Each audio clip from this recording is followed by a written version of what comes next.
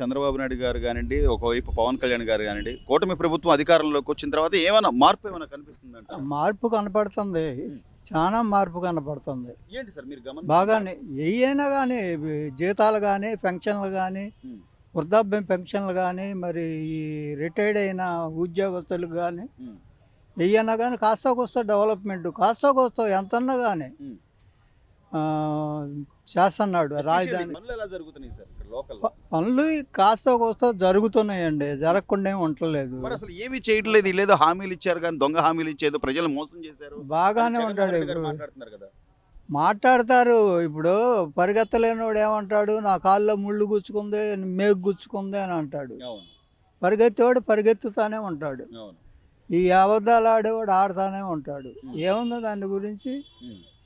జరుగుతుందా లేదా, గత ప్రభుత్వం కంటే ఇప్పుడు ప్రభుత్వం ఏదైనా స్టెప్ వేస్తుందా లేదా అని ఆలోచన చేయాలి. సో అమరావతిలో ఒకవైపు పనులు జరుగుతున్నాయి, మరోవైపు రైల్వే జోన్ అని కానీ, లేకపోతే నిర్మాణాలు, హాస్పిటల్స్ నిర్మాణాలని కానీ, ఏదో మొత్తమే కేంద్రం నుంచి ఎంతో కొంత నిధులు తీసుకురావడం, అది నిధులు మళ్ళీ జనాలకు కూడా చెప్తున్నారు. నిధులు వస్తున్నాయి, ఉమ్.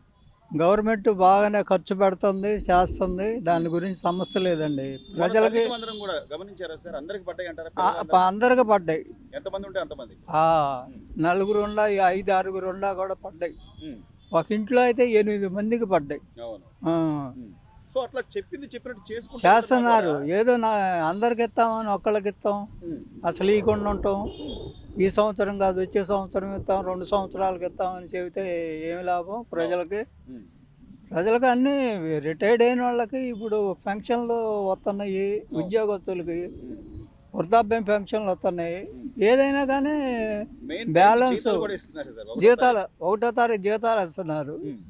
రేపు ఆదివారం అంటే ఇవాళ ఇస్తున్నారు. అవును, అవును. శనివారమే పెన్షన్ ముందుగానే, ఒక రోజు ముందుగా ఇస్తున్నారు. నెంబర్ 1 సమస్య లేదు. నేనే వస్తాను, ఇంకా 3 ఏళ్ళు ఆగండి, కళ్ళు మూసుకోండి, వచ్చే రప్ప రప్ప అన్నారు. ఇద్దరు పరుగు పందానికి వెళ్తారు. ఒకడు గెలుస్తాడు, ఒకడు గెలవడు. గెలవనాడు అంటాడు ఈసారి నేనే గెలుస్తాను అంటాడు. అది సహజం, అది తప్పు లేదు దాని గురించి. అది సో మొత్తం ఏదైతే బాగానే ఉందంటారు సార్? బాగానే ఉంది. నెంబర్ 1 ఈ మాత్రం చేసేవాడు వచ్చాడంటే పర్వాలేదు. దాని గురించి ఆయనకున్న పేరుకి బాగానే చేశాడు సార్. దాదాపుగా 1 ఇయర్ అవుతుంది కూటమి ప్రభుత్వం అధికారంలోకి వచ్చిన తర్వాత. ఎస్పెషల్లీ అంటే ఒక పక్క సంక్షేమం చేస్తూనే మరోవైపు అభివృద్ధి కూడా చేస్తాను, కొంత సమయం అని అడిగారు చంద్రబాబు నాయుడు గారు. సో దానికి తగ్గట్టుగానే ఈ రోజున పెద్దవాళ్ళ పెన్షన్ల వ్యవహారం కానివ్వండి, లేకపోతే మొన్న ఈ మధ్య తల్లికి వందనం అని కానివ్వండి, అంటే అనుకున్నట్టు చేస్తున్నారంటారా, లేకపోతే ఎలా ఉందంటే? జరుగుతున్నాయి, బాగానే జరుగుతున్నాయి. బాగానే ఉంది, పనులు బాగానే జరుగుతున్నాయి, బాగానే చేస్తున్నారు. అట్లా ఎస్పెషల్లీ మీ గుంటూరు నియోజకవర్గానికి సంబంధించి మాధవ్ గారు లేదా ఇక్కడ ఎంపీ గారు బాగానే ఎలా ఉంది సార్? సూపర్ బ్రహ్మాండం. మినిస్టర్ గారు అద్భుతం. పెంసాని గారు ఆయన ఒక విజన్ గల లీడర్. మనకు అదృష్టం ఇన్ని సంవత్సరాల తర్వాత కరెక్ట్ ఎంపీ దొరికాడు మాకు. సో అంటే ఫ్లైఓవర్స్ నిర్మాణం ఏదైనా చెప్పవసరం లేక ఒక విజన్ గల నాయకుడు. మరి అలాంటి వ్యక్తిని కూడా విమర్శిస్తున్నారు కదా? విమర్శల సహజం, ఇవన్నీ మావులే. విమర్శ లేకుండా ఏమి ఉండదు. విమర్శించాలి, పనులు జరుగుతూ ఉండాలి, మాట్లాడాలి, ఎవరి పని వాళ్ళు చేయాలి. సో అంటే అమరావతి రాజధాని గత 5 ఏళ్లలో పరిస్థితి కానీ, ఇప్పుడు ఈ సంవత్సరంగా మార్పులు కానీ ఏమైనా గమనించారు? 5 సంవత్సరాలు, గత 5 సంవత్సరాలు శ్మశానంలాగా తయారు చేశారు. Destroy character. ఇప్పుడు అభివృద్ధి దిశగా ప్రయాణం చేస్తూ ఉంది రాజధాని. ఇది ఒక సుపరిణామం.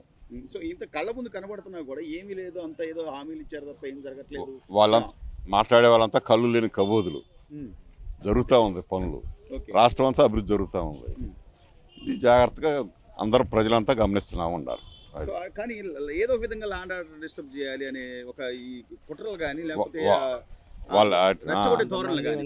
ఇవన్నీ వాళ్ళ యాటిట్యూడే. అది వాళ్ళ నెగిటివ్ క్యారెక్టర్ గల వాళ్ళంతా ఇదే పనిలో ఉంటారు. ఏం డిస్టర్బ్ చేయాలా, ఏం పోర్ చేయాలా, అదే పనిలో ఉంటారు.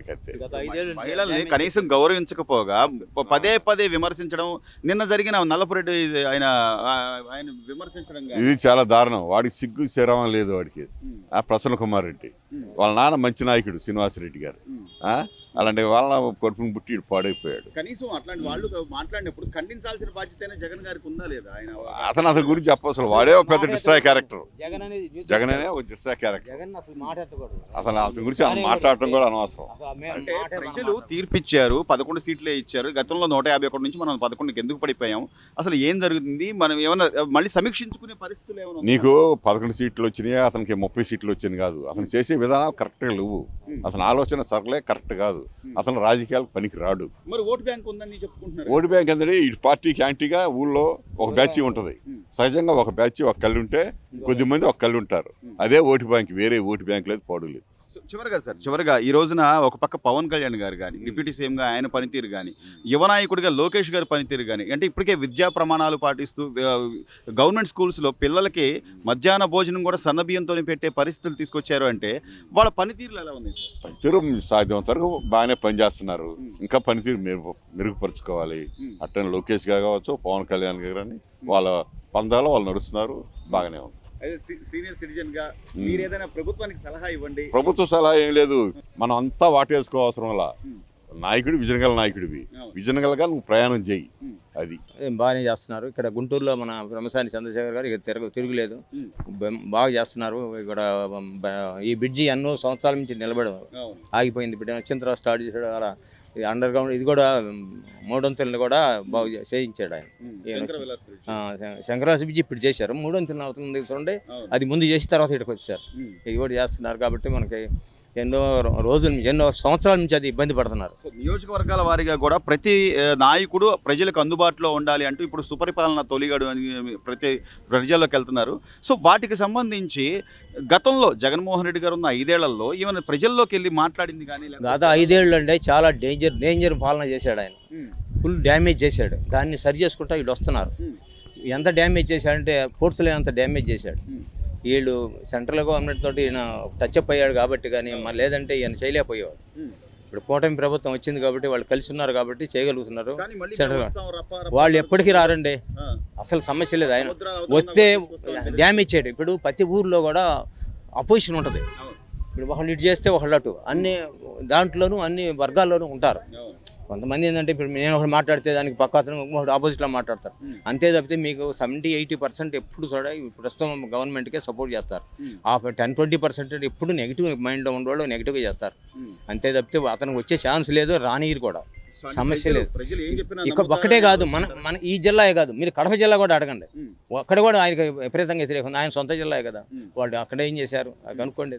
కడప స్టీల్ ప్లాంట్ అని ఎక్కడ చేశాడు? ఏమీ చేయలేదు.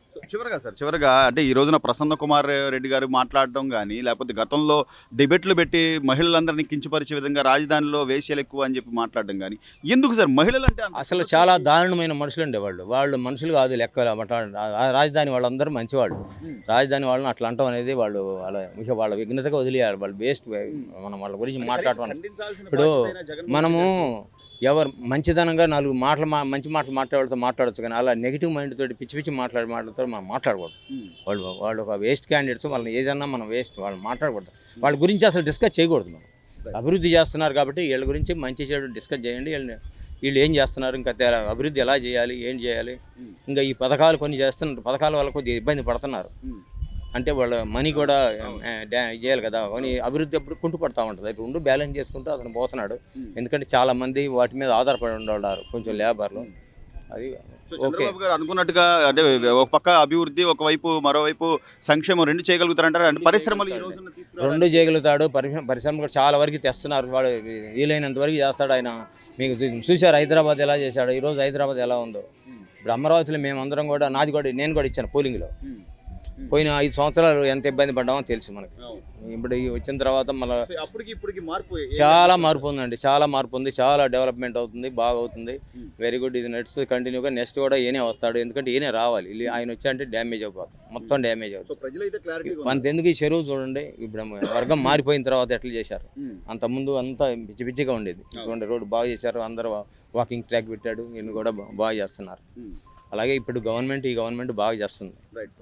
99% బాగా చేస్తారు. ఫ్యూచర్లో కూడా వీళ్ళు వస్తారని మనం ఆశిద్దాం. Please subscribe to Leo news for more videos.